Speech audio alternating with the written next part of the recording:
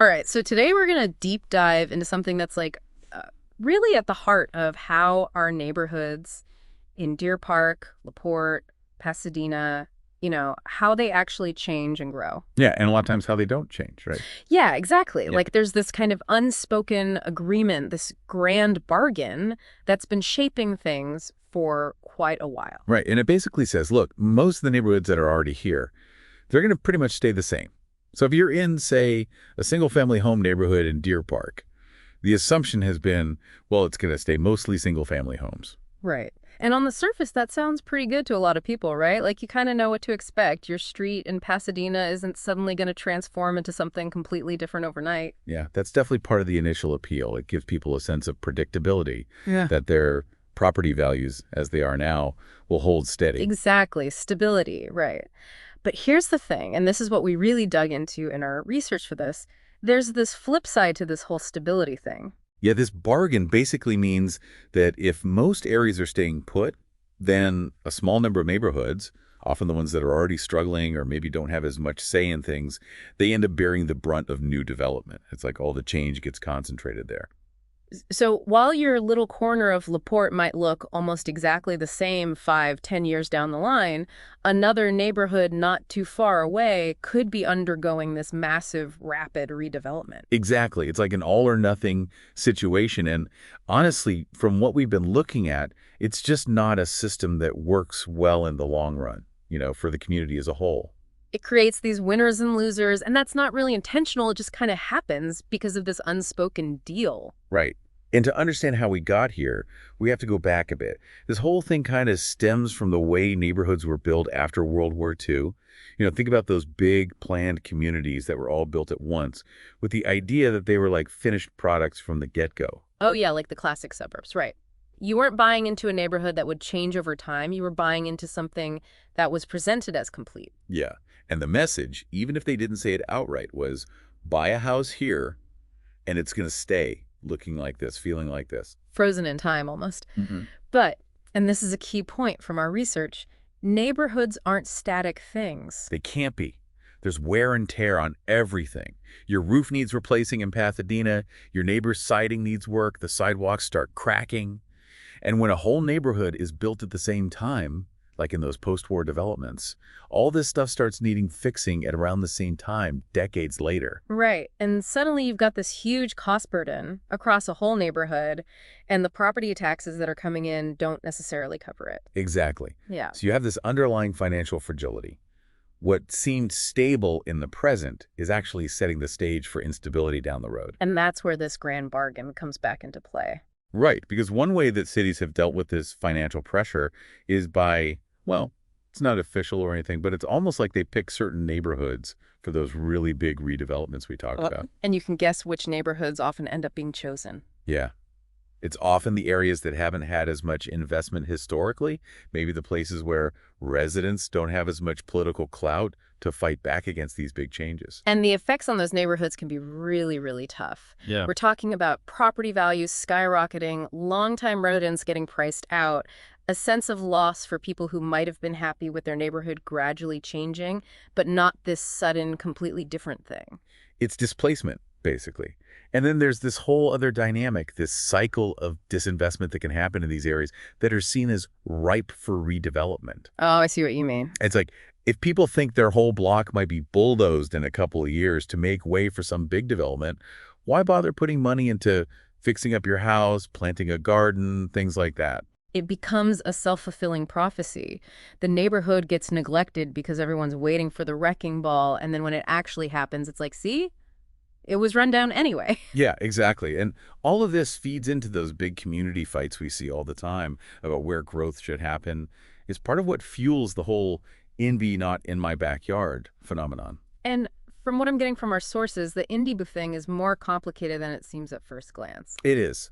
We shouldn't just think of it as, those stereotypical grumpy neighbors who don't want anything to change. People in Deer Park, LaPorte, Pasadena, they have deep connections to their neighborhoods. It's where their memories are, their friends, their routines. And those big, sudden changes, they can be really unsettling, almost like an assault on their identity. So it's not just about resisting change for its own sake. It's about wanting change to happen in a way that makes sense for people, in a way that doesn't feel like everything familiar is being ripped away. Right. It's like expecting a caterpillar to suddenly morph into a butterfly, you know? Yeah. There's a natural process of change that needs to happen, and it takes time. So putting it all together, this old grand bargain, the idea that most neighborhoods stay the same while a few get radically transformed, it's not working. It's not fair, it's not financially sound, and it's creating all this resistance to the changes that we actually need to keep our communities thriving. Yeah, definitely. And that leads to this idea of a new kind of grand bargain, one that recognizes that our communities, like anything that's alive, have to evolve, have to change over time. And the heart of this new approach is, well, every neighborhood needs to experience some change to gradually evolve. But, and this is the crucial part, no neighborhood should be subjected to that huge, overwhelming kind of transformation that we talked about earlier. It needs to be more balanced, more spread out. Exactly.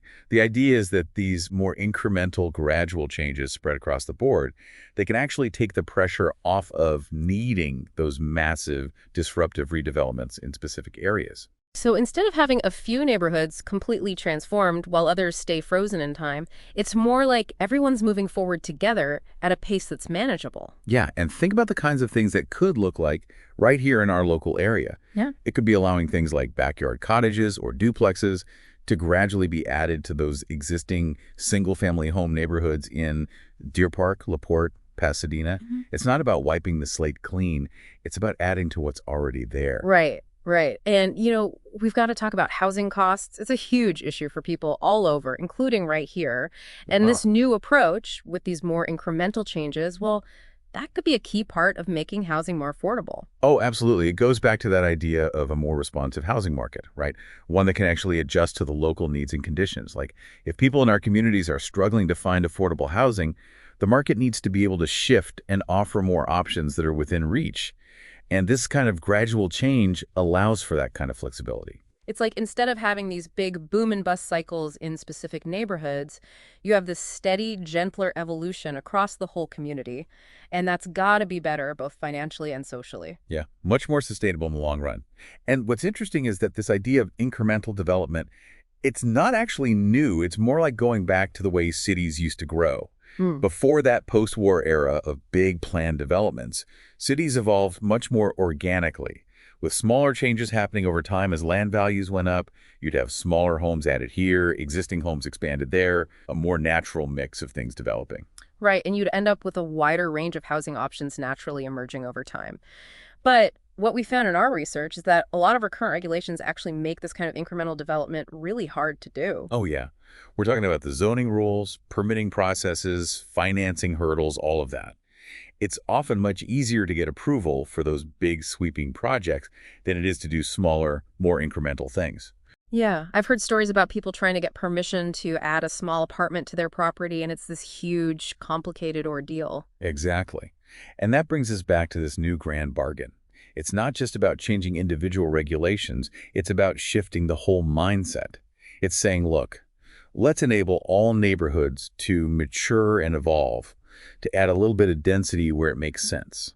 So instead of drawing a line and saying, this neighborhood is for single-family homes only, forever and ever, it's about saying, okay, maybe over time it makes sense to allow a duplex here, a backyard cottage there, to respond to how the community is changing. Exactly.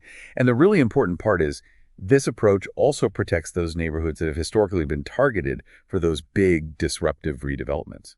It's like a built-in safeguard against that kind of upheaval. Changes happening a little bit everywhere. There's less pressure to concentrate it all in one place. Right, and that brings us back to those big concerns around gentrification. This approach, with its focus on gradual change, could really help to mitigate that whole issue. It's not about saying no investment. It's about saying, let's make sure the investment happens in a way that doesn't displace people, that doesn't destroy the fabric of the community. Absolutely. Investment is needed in every part of Deer Park, LaPorte, and Pasadena. Yeah. But it's those sudden, radical changes that cause the real harm, not the gradual, incremental improvements. And think about how this would change things for people who own homes in our community. Yeah. Instead of always worrying that your neighborhood might be the next one to get completely redeveloped, there's this sense that, okay, change is happening, but it's happening in a way that's manageable, in a way that I can adapt to. It's that analogy we were looking at earlier about leaving your neighborhood for a decade and then coming back. You should still recognize it. It'll change, sure, but it'll be like seeing a more mature version of someone you know, not like meeting a complete stranger. That's a great way to put it. And the big picture here, the potential upside, it's huge. We're talking about communities that are more financially resilient, more livable, just more pleasant to be in. You get right down to it, more prosperous. Yeah, exactly. But, we've got to be realistic. This kind of shift, it's not going to be easy. Changing the way we think about neighborhoods, changing our regulations, that's a big task. It is, but it's not impossible. A lot of the actual technical changes that need to happen aren't that complicated, like allowing duplexes and backyard cottages more easily, loosening those strict rules about lot sizes and parking. Those are things we can do. Right, the nuts and bolts are there. The hard part is the mindset shift, getting everyone on board with this idea that change doesn't have to be a bad thing, that it can actually be a good thing when it's done right. It's about changing the culture, really. And the crucial point is that the opposite of change isn't stasis, it's decline. You mean if we resist all change, our neighborhoods will actually get worse over time? Exactly. Think about it. If things stay exactly the same, but costs keep going up, services get stretched thinner, infrastructure gets older, eventually things start to fall apart. So, in a way, by resisting change, we're actually condemning our neighborhoods to a slow decline. Yeah, it's like we're stuck in this dysfunctional grand bargain without even realizing it. It's there, it's operating in the background, shaping our communities. And the first step to changing it is acknowledging that it exists, right? To start talking about it openly and to start thinking about what a new grand bargain could look like, one that actually serves everyone. Exactly. And the core of that new bargain is simple. Yeah. Every neighborhood evolves, every neighborhood changes, but no neighborhood is overwhelmed. No neighborhood becomes unrecognizable. So for our listeners out there in Deer Park, LaPorte, and Pasadena, we want you to take a look around your own community and think about this grand bargain that's at play. Are you seeing that pattern of, no change here, but radical change over there? Are there neighborhoods that are bearing the brunt of development while others stay pretty much frozen in time? Think about the kinds of changes that are happening where you live. Are they small, gradual changes, or are they big, sweeping ones? And how are those changes impacting your community? And this isn't just an abstract exercise. It's about empowering ourselves as residents of Southeast Houston to have a more informed conversation about our future. What do we want our communities to look like 10, 20 years from now? And what role do we want to play in shaping that future? So take some time to observe the different kinds of development that are happening around you, the big projects, the small ones, and think about what the long-term consequences of those different approaches might be. And here's something to really chew on. What if every block, every street in Deer Park, LaPorte, and Pasadena experienced a little bit of positive change over time? What kind of impact could that have on the whole area? How much more vibrant, resilient, and prosperous could our communities become if we embrace this idea of gradual, thoughtful evolution? It's something to really consider as we all think and act locally to shape the future of Southeast Houston.